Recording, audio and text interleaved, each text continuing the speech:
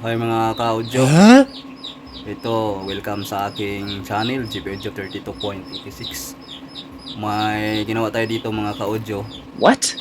May D6 speaker na tayo na ginawa. Ni-rewind natin mga ka-audio. Ito, natapos ko na. Nalitan ko na ng bagong voice coil. At yung tweeter niya, natanggal yung magnet. Oh my Kaya God. ginawa ko, pinalitan ko na rin ng bago.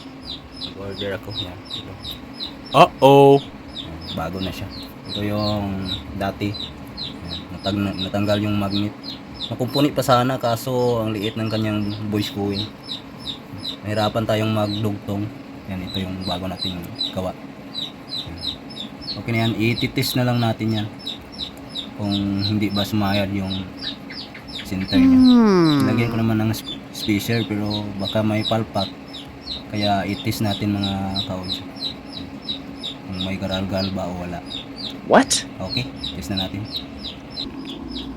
Promac yan mga ka-audio. Yan. Ito yung kanyang takip. Yan, Promac. D6 speaker. Yan. At ang ating audio source na gamitin natin, ito yung maliit na Bluetooth amplifier natin mga ka-audio. At yung ating cellphone yan, mag-play na yan ng music. Okay, i-volume na lang natin.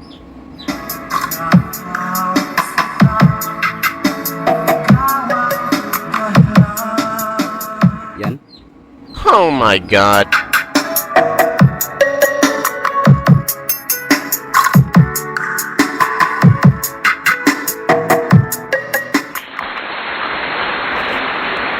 Okay.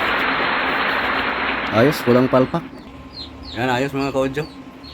Ang ganda ng ano.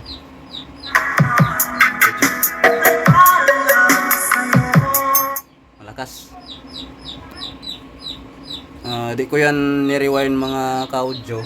Pinalitan ko lang yan ng bagong voice coil dahil may stock ako. Dito bago din na Twitter. Okay, hanggang dito na lang ako mga ka-audio. Thanks for watching. Don't forget to like and subscribe sa aking channel. Bye.